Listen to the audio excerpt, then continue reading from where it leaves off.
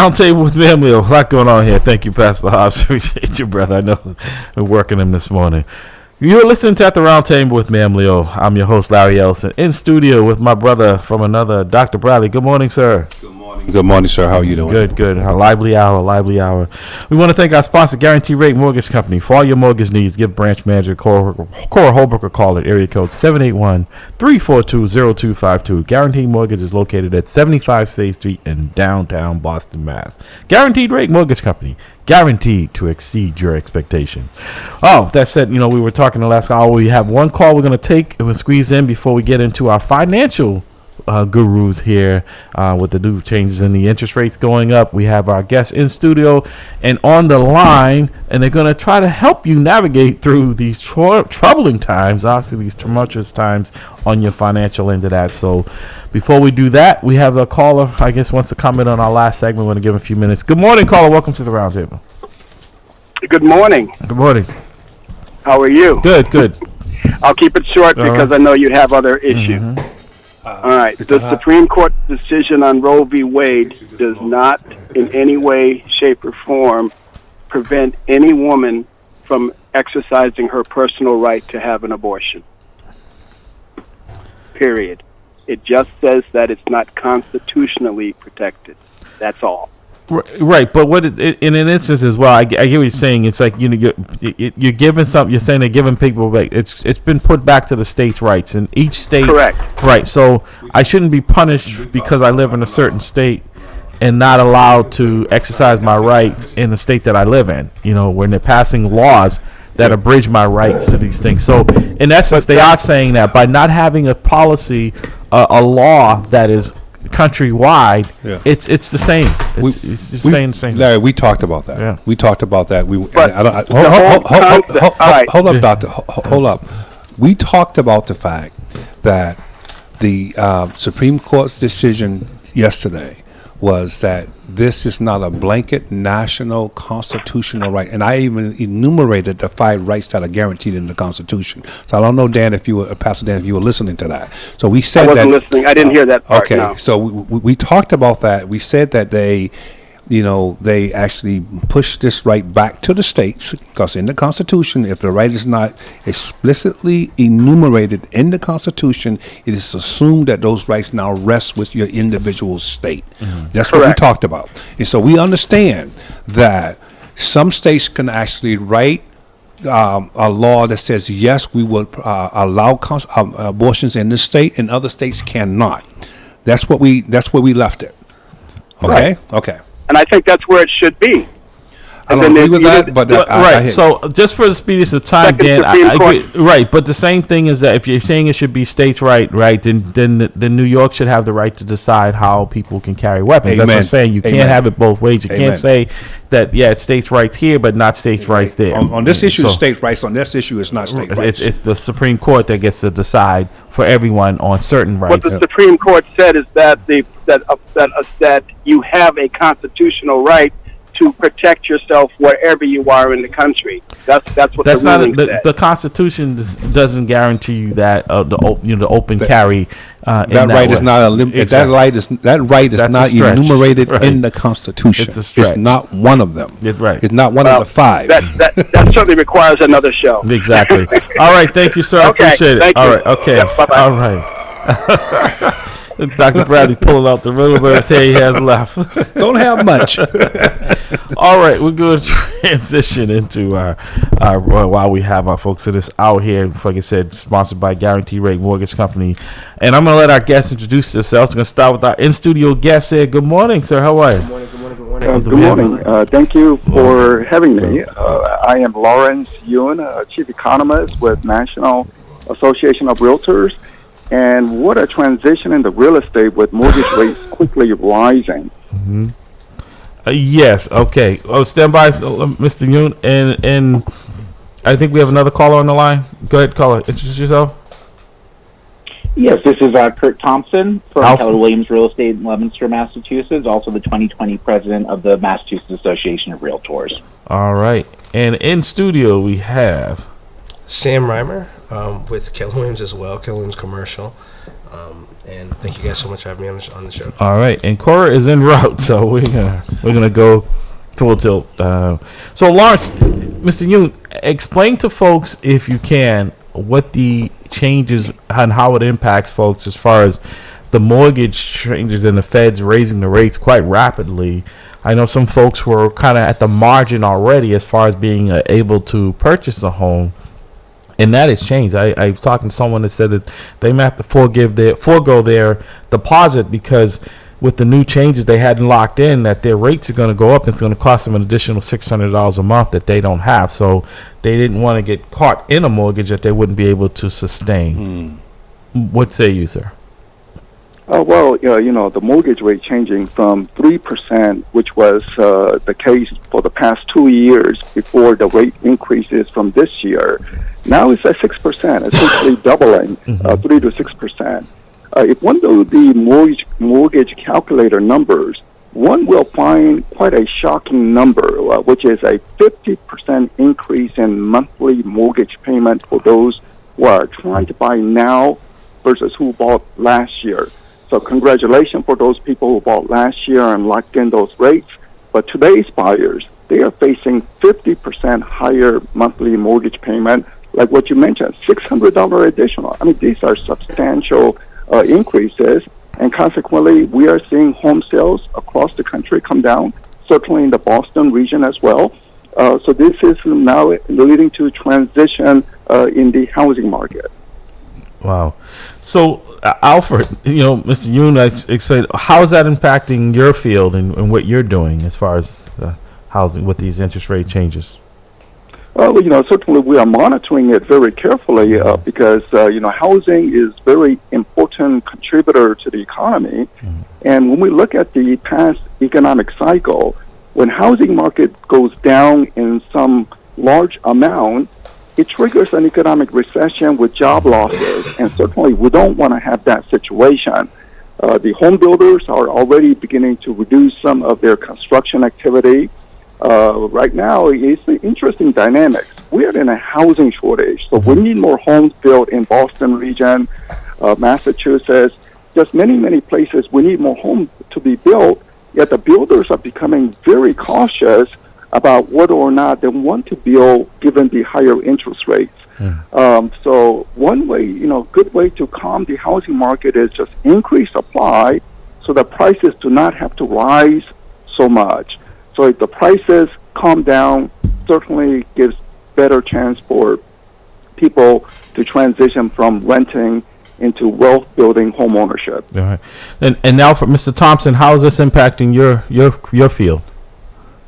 Well, I think we're seeing the exact same thing. And first of all, I just want to thank Dr. Yoon, who's always just an incredible lighthouse for us as realtors to know what's coming down the pipe in real estate so that we can better advise our clients and allow them to make the most important decisions for them and their family pertaining to their home purchases.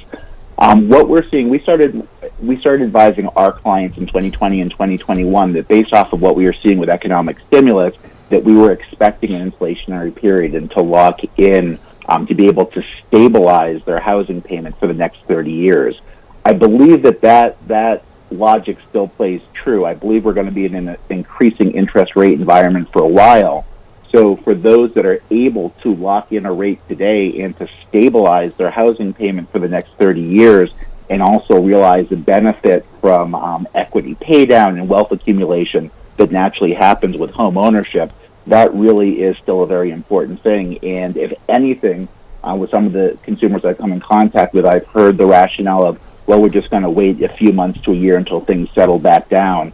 I don't know that that's the time horizon that they're looking at. Yeah. I think it's going to be much more long-term. So those that have the ability to lock in and stabilize housing costs now, the best time was 6 months ago. The second best time is right now. So quick follow-up to that, Mr. Thompson. So because I know you do the construction, the rehab, all that loans as well, and with those prices going up, I get it.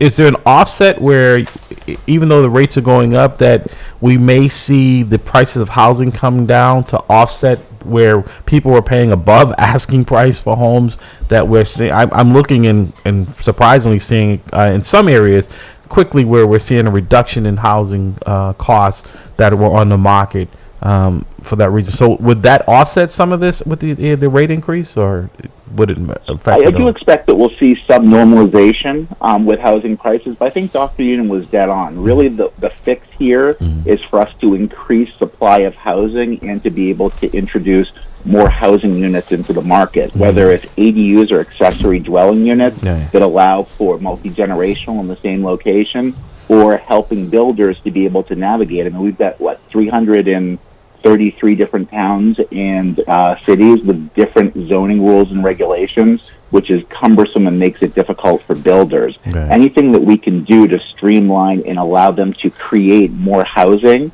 that will naturally support supply and reduce housing costs that way really is the direction we should go. Right. So before I get to Sam here, so if I'm a builder, I'm in that field. I'm not, a Suffolk and by no means of that magnitude. But what's the incentive for a builder when I'm going to have inventory sitting there that I can't, and I have that carrying cost that I'm going to have if I build a house, more housing, and if it's just sitting there and I'm carrying the cost for that. So I'm trying to figure out how to, if I'm a builder, how do I navigate through those waters?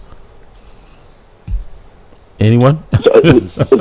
So I'll jump in quickly. Sure. So I think that builders are going to find that there's a ready, willing, and able buyer field that's very interested in purchasing those homes. The number I have, and this might be a little bit stale, but it's that we underdeveloped by about 5.5 million units of housing over the last, 15 or 20 years or so. So even if builders were able to deliver an extra 400,000 units per year, it would still take us about 13 years plus to be able to bring back the housing stock up to where we would need to meet the demand of today's buyers.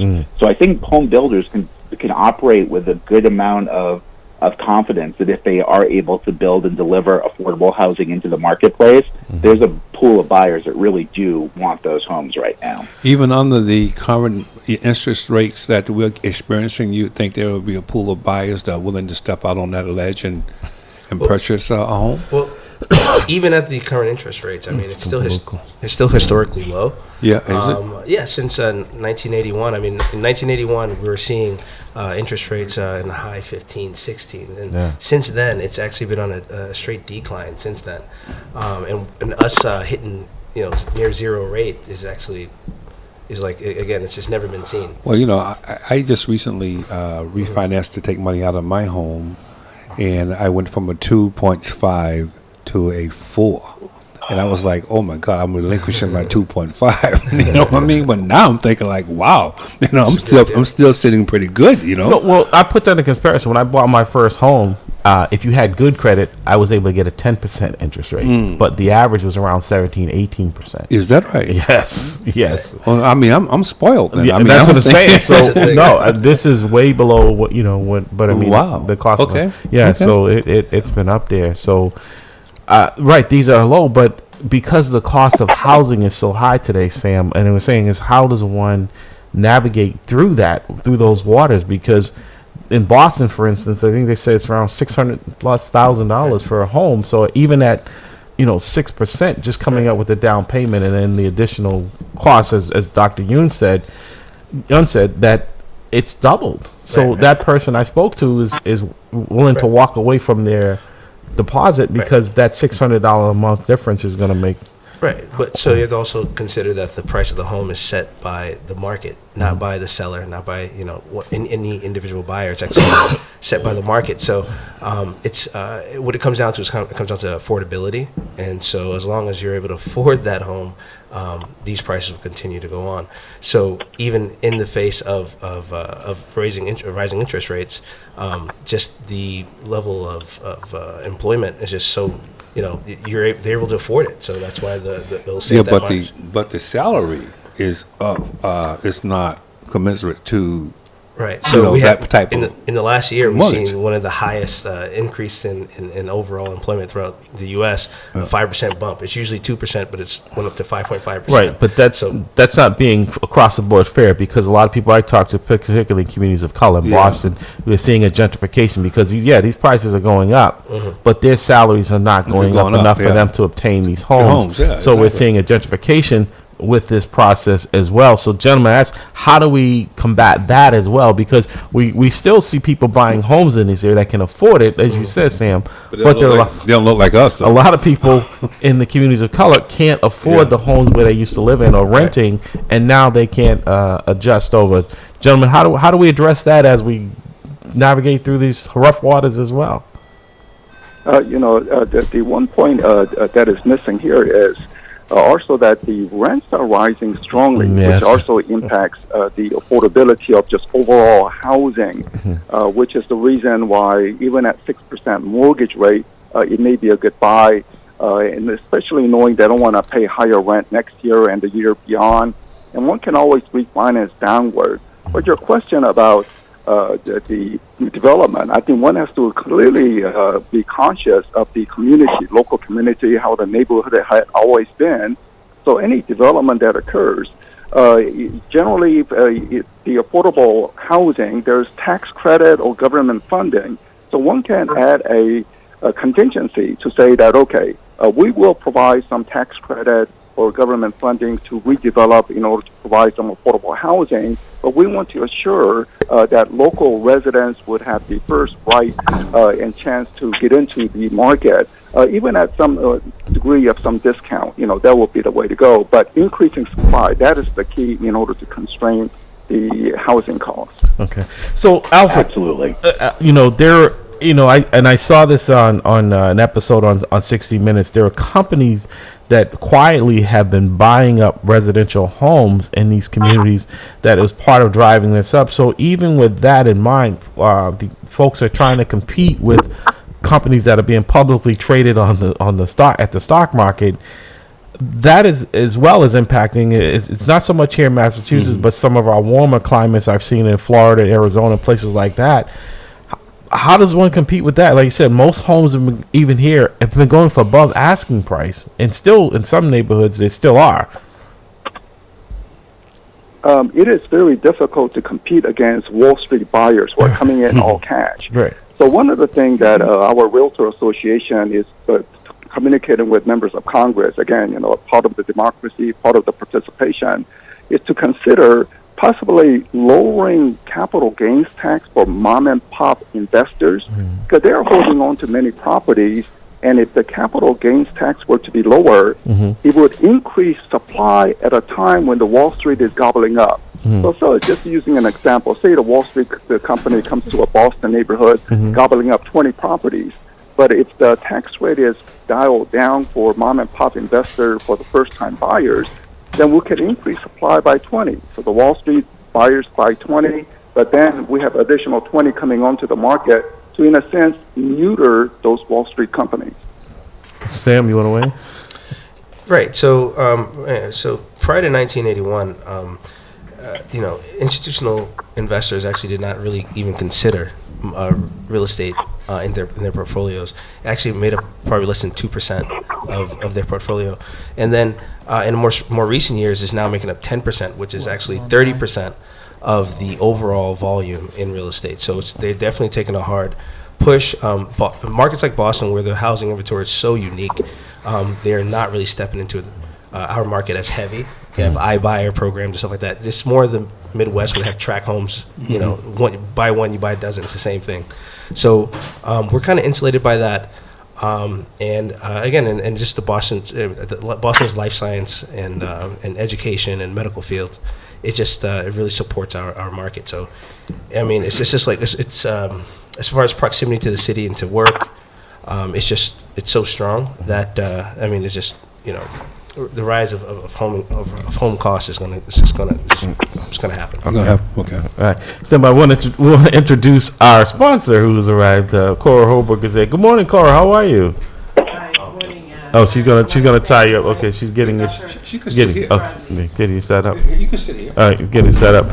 So while we're doing that, we're gonna we have a caller that has some questions. Gentlemen, if you mind taking up. Good morning, caller. Welcome to the roundtable with Mammy. Good morning, y'all. This is Brother Jamal. How you doing? Good. How are you? All right. So I just would like to ask your panel of experts here, my particular scenario. 51-year-old man, never bought property in Boston. My family had property, so on and so forth. I have a reasonable amount of money, a good amount of money. My credit is great, 750 plus. Everything is all lined up. I was supposed to buy a home right in around May of 2020, and of course I was all prepared in January, and then of course COVID hit. So since then I've been stuck renting, and with me paying rent of over $2,000 a month, I've donated over $60,000 at this point to someone else's dream. And with all these things lined up, what would you suggest to a guy like me who is trying to buy property in Boston? All the ducks are lined up, and I still can't seem to get it done. And obviously, too, within a price range, because I don't want to get something that's $1 million plus, and I'm paying a mortgage until at 50. What I'll be paying that mortgage until I'm 102. Well, who wants to take a shot at that? Well, I mean, I'll take a shot at it. All right. Thank you, And then Larry. Sam, good. Go ahead. So we're seeing a couple of different options, and I think Sam and Cora can definitely throw down on some of the mortgage products that might help to bridge that as well. What we've seen with consumers that are in a significant rising property value environment is they're either doing one of two things. They're looking to secondary communities to see if there's an option within close proximity to their primary target, or they're looking at options. One of the reasons we push the accessory dwelling units or ADUs is it's the ability to create some infill housing at a more affordable rate right within a city core. So I think that there will hopefully be some good solutions that are developed and are implemented over the next couple of years. But we do hear there are a lot of homeowners that have been priced out effectively of many markets, and we're looking at good solutions to see how we fix that issue. Sam, do you have any suggestions for Jamal? that's a really good point there, Alfred. On just maybe even looking into a multifamily, possibly. Also, and just if you have family members that want to buy together, might be a great option. Again, that's more down Cora's lane on how to get the approved for something like that. I think there's a lot of great options. Again, secondary markets is always really good. Public transportation has increased a lot. Even a lot of people looking into Worcester and because there's a huge train line development going on out there. So yeah, I think there's plenty of options out there for you. So I should have also mentioned too, for people such as myself, if you are an employee of the city of Boston, you have to live in Boston. Yeah. Okay. Unless, like in Larry's case, as a police officer, after a certain amount of time, you're able to then go out. But most city employees have to live inside the city of Boston, which then forces you. See, because I could go live in Brockton and be a king. Right, but it forces me to stay. Right. So I just wanted to raise that issue. So thank you for hold on for a second, Jamal. I don't want you to go because I want Cora to see if she can help you as well. So Cora, for someone Jamal, he has 750 credit. He's got cash. What's the rates for someone like him today? And let's say the average price of Boston being $700,000. How much would he have to put down on a home if he came to you looking for a mortgage? Well, actually, there are many options. If he has cash, his best bet in order to, get that house would be to put down more money and get a lower rate. I'm seeing even in these days. It's very volatile market, so rates could go down, up and down. These days because Dr. Eunice already explained. Yeah, these days with the rising interest rates, there's still a period where the rates would come down, and so depending on the market, it's not just the Fed's announcement that pushes the rates upward up. So I guess my question as well is follow up to that. So with someone with a credit score of Jamal Seffield, what would he be looking at at an interest rate if he came to guaranteed rate looking for more? Yeah, like I said, if he puts down more money, say 20%, I still see rates at 4.875, 4.99. So and if he has money and he wants to pay down the rate, he can do that. There's a buy down rate that we call. so that they can get into a lower rate. It pays off in the long run because on the average, within 10 years, you get back what you save on what you paid on the closing cost. Okay. All right. Thank you, Jamal. Appreciate it. And if you have any of that disposable cash you want to get rid of, I'll see you in the morning.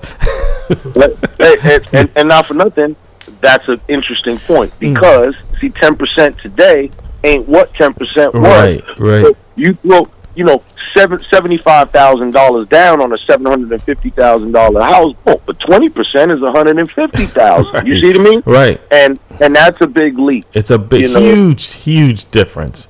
Yeah, it's I'm going to Home Depot and I'm about to buy some neoprene gloves, and I believe I still have one of my old ski masks and bandanas. So that's as much as I need to know in my business. Thank you, sir. I'll talk to you. So also, folks, if you want to call us while we have our experts here, 617-282-0685 is the number, 617-282-0685. Just like Jamal did, it's better to be informed and armed with that than to be going in there on a... Folks, can anyone help us out? Because a lot of folks, don't understand, and they're still taking out equity loans, and because with the aspect, and they find out when they go see their tax person that interest is no longer deductible based on the changes in the tax code. Is it, and I know it's a personal decision, but is it better to refinance where that is still deductible, or is it still preferable to take out an equity loan? Well, taking out an equity loan is always it should be well thought of. What are you using the equity loan for? And is it to buy a property? Then that would be a good reason to. But I wouldn't recommend to take equity loan for other purposes. The home is a home, and it is, if you want to buy a property and use your equity, then that would be a good thing to do in order to be able to get into the market. But may I just follow up? Sure. Also, for those people with less down payment, there is a down payment assistance. Mass Housing has always been joining us in these calls, and we do offer mass housing loans, and they are a good avenue for being able to afford the down payments to lower the mortgage payment every month. Yeah. But like Alfred said, the inventory is a problem here as well, because I'm seeing, even like I had a call the other day from a woman who has a Section 8 voucher for $3,800 in the city of Boston, and she can't for a 3-bedroom apartment, which I thought was great, because they've always been so low. And she says she just can't find anything that is in that price range in the city of Boston with a $3,800 voucher. You think you'd be able to find an apartment that some landlord, but they're able to get more market value for those units than through a Section 8 certificate. Sam? Yeah, I don't know much about it. So, right. But yeah, I mean that sounds like the market sets the rent, but I feel like 38 should be able to get you into something in Boston. Yes, and I think so, because when they come to us, we always ask what's your rental payment. Yeah. And I suddenly speak to realtors like Sam here. And 3,800 can really get you a 3-bedroom. Yes, a 3-bedroom. So if she's talking about 4 bedrooms or 5 bedrooms, then that's a different story. Yeah. I think one of the things they have to overcome is the amount of money that's required to get into the apartment. Yeah. So even if your voucher said 3,800, but if the landlord needs first, last, security, and then if there's a broker's fee of 1 month's rent, and then they have to move, so the cost adds up, and I think the voucher only covers the rent for that 1 month. So that's where the problem is. You have to find a landlord that's willing to either to work with you on the rest of the money that needs to be paid in. Right. All right. May I also add, Larry, that voucher, FHA accepts the voucher to as income. Oh, okay. So they can qualify for, instead of renting for them paying that 3,800, they can qualify for a multifamily. Use that income plus whatever income they're making on the side. They can qualify for probably a multifamily and use that also another income of the other units to qualify. So there's many ways to skin a cat, so to speak. All right. I want to go back to the phone lines and take this call so you guys can answer their questions because their folks are calling in. Good morning, caller. Welcome to the roundtable. Good morning, gang. Good morning. Just want to say good morning to everyone on the panel, especially and most and foremost, Cora Holbrook. Can you? Am I coming? Yeah, we can hear you. Good morning. Good morning. Good morning, sir. Good morning. I want to first say thank you again to Cora for all that she has done to me.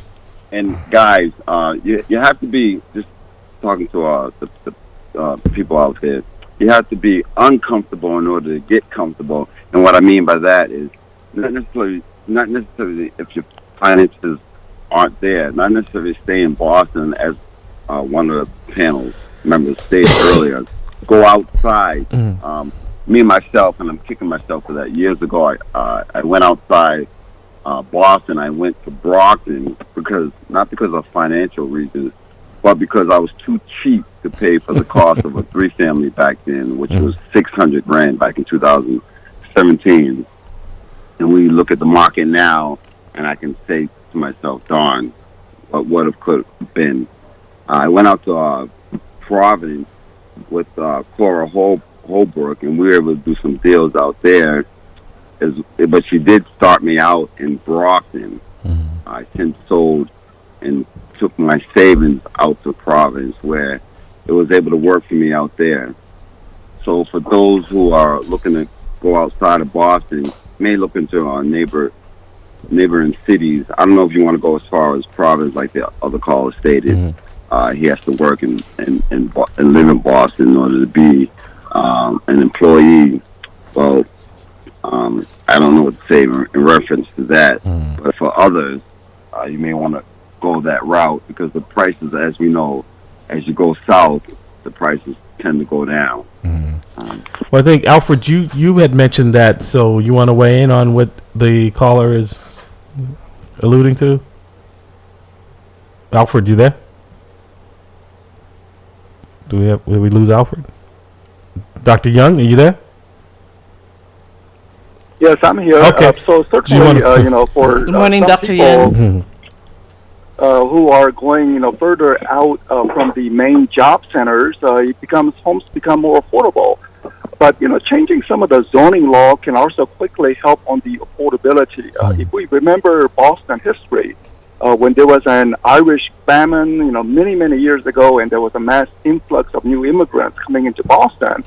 Well, many single-family homes turned into duplexes and triplex because how do you house all these newcomers? Then that's why Boston has been somewhat unique in terms of having far more duplexes compared to other cities in the. So by changing the zoning law, people will become very creative in trying to find a way to house people in an affordable way. Sam? Yeah, I mean, absolutely. It's well, in the commercial field, actually, the interest rates going up. Actually, I mean, cheap money is really fueling a lot of the development in Boston right now, and some sectors have been hit more, like office space and retail. But actually, some of the winners with the low interest rates recently has been apartment buildings, multifamilies, and actually industrial. So. Again, with I think we have in Suffolk, like there's a property going up in Suffolk Downs, over 10,000 units coming up, and in Boston proper, there's really a lot of apartment buildings being built, as well as condominiums. So I mean, honestly, I think I feel like there's going to be a lot of inventory that's going to be absorbed very soon. That's coming on the market, so that should help. But to follow up to what you said, Sam, a lot of because I know you're more on the commercial side of things, is that a lot of since COVID hit, a lot of businesses are their employees are working from home, right, and they're not returning. So do you see a larger inventory of commercial space, or is that something like if I was looking to get into commercial, I'm almost a little leery of it now because I don't think there's as much demand for it because a lot of these companies are allowing the employees to continue to work from home. So Is getting into commercial space a really good? No, good question. Good question. So historically, commercial space, commercial real estate is actually been seen as a safe haven Right. when the market is in a lot of turmoil, because the idea is you will you need to take care of your business to take care of your family. So you would actually you would forego your mortgage payment for you, forego the payment on your rent because that's what's paying all the bills, your business. So. Yeah, so that's a good question. A lot of people think that commercial space in general is under fire. But like I said, there are some winners. Multifamily actually really came out on top last year. Multifamily rents went up 30%. In some markets, 20% on average throughout the country. And in industrial space like Amazon, people we're not going to. You don't really go to Kohl's much more to grab socks and shoes anymore. You pretty much go on Amazon and you can order all that stuff. But so again, industrial space, that last mile is really really hot right now. So there's a lot of opportunity there. As far as should you go into, absolutely. If you go into those kind of sectors, another thing that's happening is so office space is probably rebounded the worst since, but that's not bad, but it's actually kind of close to pre-pandemic levels, but it's not there just yet. But a lot of that is being converted to life science space or even more multifamily. So industrial again, the industrial space and the life science space are just really booming right now. Thank you. Any final words, caller, before we let you go? Because folks are trying to get our lines are blazing. This is really. Oh no, I'm all set. All right, Thank thanks. you. Appreciate it. All right, you owe me lunch too. Sorry? All right, yeah, it's good. Hey, I just wanted to dovetail on something Sure. that was said a little bit earlier as well. I pulled some of the stats for Massachusetts and Boston before coming onto the call. Okay. And a lot of what we're doing right now as realtors is helping to emotionally support the buyers that have had a tough time over the last couple of years. But there really is encouraging news with what we're seeing with inventory levels. So, for example, statewide inventory as of this morning was 5,854 single-family homes that were on the market. That's for the state? Up from 3,000. That's statewide. Okay. I have the Boston numbers as well. Okay. That's up from 3,793 just a month ago, or a 54% increase. So what do you we think are attributes seeing- to that, Al? If you don't mind me calling you Al, what do you think attributes to that? Yeah, so I think that there's two things that are contributing to that. I think that sellers are realizing that we are close to the top of the market, and they're taking that opportunity to come into the market to realize the sale of their properties at good rates and terms. And also, I do think that builders have been increasing some of the inventory, and we are seeing a little bit of an increase. There's a lot more that we need to do there, but I do think that we're seeing that inventory. So my thoughts really right now for buyers is the most important thing they can do: get with their loan officer, get with Cora, get their pre-approvals updated, because if they've emotionally felt battered over the last couple of years, some are pulling back and deciding that they're going to take a pause. This is the wrong time to take a pause, because with increasing inventory levels and rates that they may see a little bit of a bump back on in the next 30 days or so, this is really an incredible opportunity for them to strike and, again, lock in their housing costs for the next 30 years if they're able to contract on a property. All right, 617-282-0685, 617-282-0685. You're listening at the Round Table with Ma'am Leo. Our experts, I tell you, I am learning so much this morning. This is really great. Our in-studio, we're talking about the real estate, the housing market, interest. I know, Corey, but Dr. Young, I want to ask you a question, because the guy told me, very interesting, he said, we can build more houses, but we can't build more land.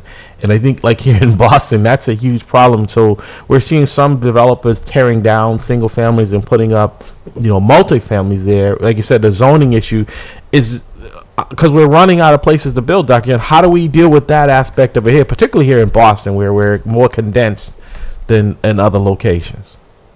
I think it was Mark Twain who mentioned that we don't build enough land. Cannot get it. So. This is a long-standing issue, and Boston is a superstar city. We have to remember that. One looks globally. Now, we are a few cities that is considered true superstars, and Boston is one, and which is the reason why so many people want to live nearby and why prices are so high. But one has to consider that given there is a fixed land, but we need to build more housing units. Well, why don't we do it vertically rather than horizontally? That is to build more, a 2-story, 3-story, or 10-story buildings. So for a fixed plot of land, now you have more housing units. On the commercial side, it was very good discussion. Rightly discussed about the strength of the commercial, except in the office. Office buildings are remaining empty. Yeah. Is there a way to repurpose some of the office buildings into residential units? And that requires some changes in zoning law to say, okay, it's a commercial district, but now we're going to make it into a residential possibility. So repurposing so by doing some that, of this. yes. Mm-hmm. Absolutely. So now we would have more residential units available in the region. Corey, you wanted to say something before we take this call? The lines are lit up, folks, so we apologize. Please be patient with us because folks really want to, they're really tuned into this subject. I was going to say the same thing that Dr. Yin is saying. It's conversion of commercial units into or repurposing is really the key now because a lot of offices have really shut down and a lot of empty spaces. So that's actually very popular. That's what's going on. Well, they're converting churches into condo buildings. Yes. Everything's being. But there's that variance that you have to get sometimes at the city, or you get 100%. You have to get your permits from the community. Caller, good morning. Thank you for your patience. I know if you want to get to our all-star cast here this morning, and I don't blame you because I'm learning so much here. Good morning. Welcome to the roundtable. Good morning. Yeah, I just have a question. Sure. And my question is, I guess I have the City of Boston's homeownership certificate, which only lasted only 3 years, and that's the problem for me. But my question is, I know there's a lot. You can only do so much in a very short amount of time, which that's the problem. Is time. What can I do to buy a house, get good credit, and hopefully buy a house in Boston with under 2 years left? Anyone want to take that, Cora? Is that a home buyer certificate that you're referring to? Yes, I am. Yeah, that can easily be renewed. You just have to. I think you just have to take a short lesson in order to extend that or renew your certificate. That's the least of your problem actually. So with that certificate, actually, you can get a down payment assistance from all over. And Mass Housing is really very good with down payment assistance. So if you have a certificate or if you have one expiring, I would absolutely recommend you call Cora as soon as possible to figure out how to your best next steps, right? But also follow up to what he's saying, Corey, because what he said also on the credit score, and a lot of people don't think about that or look at that prior to going in. It's not like sometimes you can get a car with a really horrible credit score, but when you're trying to buy a home, what's the number that you really want to be in, even considering? I know there's variances, but where should we be starting if we're looking at a home where our credit score should be? Okay, if the credit score is already at a low score, FHA is really phenomenal with that. And when you say low, do you have a number? 640, 620, even 600. FHA would allow it, but of course the rate is not going to be that good. Compared to a 720. Right. It's good historically still because the rates are low. But well, if you get a 6% to get in a home, true family wealth is really started like by buying a home. So to pay 6% to if you bought a house 2 years ago, even at the highest 4% at the time or something like that, you still probably made $150,000 or $200,000 on a single family home. So caller, stand by for 1 second, because Dr. I want to throw this at you. Maybe you can help, and even Alfred as well. The Globe just came out with a follow up on a story they did several years ago about the average net worth of a black family in Boston is $8 compared to almost $250,000 for white Boston, and that what troubled me in that follow-up story was that they said that they needed another $250,000 to complete the study that would take another 3 years. We see that generational wealth has been built up, and that's where I think folks are getting left behind, Dr. Yun. How do we try to bridge that gap? Because home ownership is a real big way of doing that, because if you owned a home 30 years ago, it's like you hit the lottery. Dr. Yun? That is a very important question in today's where, we want that equal opportunity for all Americans, Black Americans, Asian Americans, Hispanic Americans, and one looks at the home ownership rate difference, and there's a sizable gap, which is the main reason why there is a wealth gap.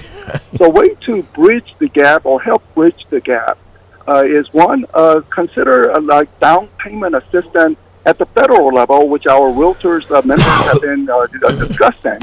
And if one tried to specify specifically by race or ethnicity, then there is a less support. But one defines by income to say if one is making less than, say, $70,000, then one would qualify for a certain amount of down payment assistance. Well, automatically, given the income distribution in America, it would benefit more minority households. So by specifying, say, like down payment assistance based on certain income criteria, it would automatically help minority households. It would give broader support because, it's specifying. But the generational wealth is so critical because in today's tight housing market, we are finding that there's more down payment help from family members. And of course, in that case, meaning that if one is a minority, their parents were not homeowners, so they don't get as much help for that to compete in the marketplace. So one has to consider that. And the other part is increasing supply. I mean, we have to increase supply to make home more manageable. And certain properties classify into more affordable workforce housing, but that requires things like tax credit and government funding. So one talks about many federal government stimulus money or infrastructure money. Well, we believe that housing is infrastructure. Housing is important for community. Yeah. So why not dedicate some funds to build more housing so that workforce, nurses, teachers, police officers, commendable service to the community, they should be able to become homeowners and realize their American dream. All right, Alfred, you want to follow up on that? I think Dr. Dunn knocked it out the park, but I think you want to add to that? Do we have Alfred? Kurt. Kurt. I'm sorry. Why did I think Alfred? Kurt. Okay, I'm sorry, Kurt. I'm sorry. No. Dr. Yoon absolutely knocked it out of the park with that answer, and that really is what it comes down to: supply and demand economics, in increasing supply and increasing housing production, so that we can bring the inventory that's much needed into the marketplace to provide for those that want to be homeowners, because it really is the American dream, and that's where we need to focus our efforts. Yeah. So, Sam, because I know you're on the commercial side of this, and like I said, for some folks like me who are hesitant of the repurposing, is it difficult? Because a lot of times in the zoning area where it's zoned for commercial res only, is it difficult to navigate to get that change? Because usually a lot of blowback. And do I want to be living in a neighborhood where it's all commercial and I'm the only homeowner on the block? No. So, well, I mean, that's not usually, they wouldn't approve it if it was like the only residential in the middle of commercial. They have like a whole process for that, and I wouldn't say it's difficult. You could say difficult, but it is a process. It's possible, given the right. But before you even get to that point, you would speak to a zoning attorney. They'll tell you, hey, what's the likelihood?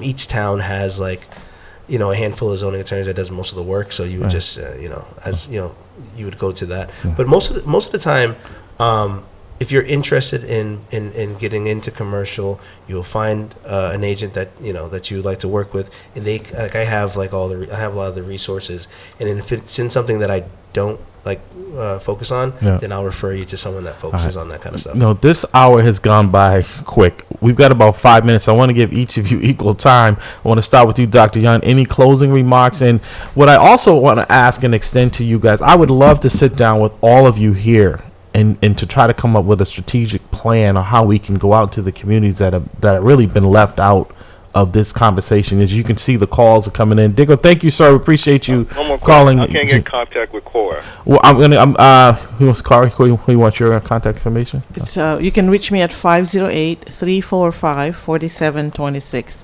or Cora.Holbrook. That's like the town, HOLBROOK, at rate.com. See, that's why when we do our promo for we say Guarantee Rate Mortgage Company, guaranteed to exceed your expectations. Thank you. See, and that's why we appreciate her sponsor. Dr. Bradley Preacher say even more. That's an inside joke. He run out the room every time Cora comes. I wonder why. So, Dr. Young, any closing remarks, sir? And I would love to sit down with you as well if you have time, sir. Oh, well, certainly I would love to be there in the studio. I'm in Washington, D.C., so it makes it a little difficult. Right. But my final comment is that, the best investment decision that I ever made, I was somewhat hesitant, but my wife insisted that we have to buy a home. Our first home, this is the path towards wealth building. And, ultimately, wife makes the final decision, so we bought a home. And he was at 8% mortgage rate. But it turned out to be perfectly, the decision was tremendous. It was a tremendous wealth gain. And then over time, refinancing downward because mortgage rate goes up and then goes down. And then we're not paying rent. No, so you're thanks for having me. No, and stand by. You're right. I bought my first home when I was 19, and I'm 57. And I didn't know what I was doing. It was a multifamily, and a friend of mine turned me onto it. Was another police officer who was a mentor for my Charlie Dickinson. And I had no idea that was going to change. It was a life changer for me because a year and a half later, it was down in the South End in Eli Seymour when the Orange Line came down and the value just it allowed me because no one was giving cash to people that looked like me, but that generated that wealth for me and that opportunity for me because now I was my own bank. Once I sold that property and was able to venture out and do what I do. So he's absolutely right. And the rates, like I said back then, were a little higher. So stand by. Hold on, sir. And Kirk, also, the quick question for you as well is your closing. Is that, I know you're on the construction side, because people are saying it's difficult getting supply for materials and stuff like that. Is that still an issue as well? And you can give your closing as well.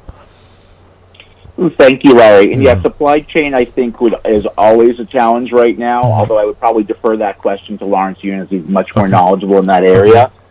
I think that going back to your last comment as well, we do have a wealth gap issue in the country, and owning a home has been the single biggest catalyst to closing that gap. So for anyone that's out there that has been having the American dream of wanting to be a homeowner and desperately really deserves to be a homeowner, get with Cora, get the pre-approval dusted off. Don't lose faith. Markets are cyclical, and you're seeing more inventory come in, and those that are on the call are doing everything that they can to increase production of housing in the market to be able to allow every American to be able to realize the dream of homeownership. Thank you. Sam, quickly. Absolutely. The best thing to do if you haven't purchased yet is to sit with Cora, figure out the best situation for yourself, and find something. There's the big argument whether the market's going to flatten out, go down, go up. A good quote I always go by is "Time in the market is better than timing the market." So instead of trying to time the ride, just get in so you can get on the field. And Cora? Oh, well, there's nothing like preparation. What I always tell my clients, if they have an issue today, there's always a way to get around it or prepare well. Whether it's building the assets they need, there's a down payment assistance, or fixing their credit.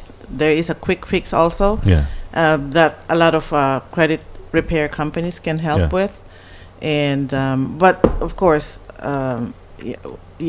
and also then sitting down and doing a consultation, and of course, hand in hand with getting a pre-approval is consulting with a realtor who can tell us what's out there. Because the first question, aside from credit and how much down payment that I ask our clients is, what are you seeing out there? Where do you want to buy? Where do you want?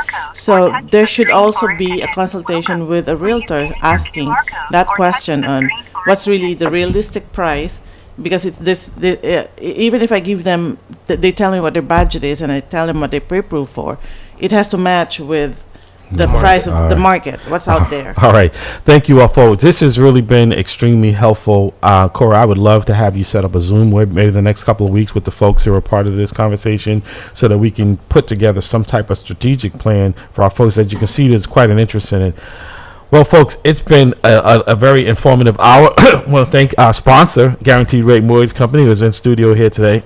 Dr. Bradley is still here, believe it or not, folks. He is just getting his nutrients here. So you've been listening at the Roundtable with Mamleo. Folks, join us today at Mamleo headquarters at 61 Columbia Road at 10:30 this morning. We're going to be handing out COVID testing kits. So if you're in need of any, they're free of charge. Stop by. It's first come, first serve, and we should be there from 10:30 to around noontime. Corey, you want to Larry, I would just want to say a big thank you to Dr. Lawrence Yun. Yes. He's the national, the chief economist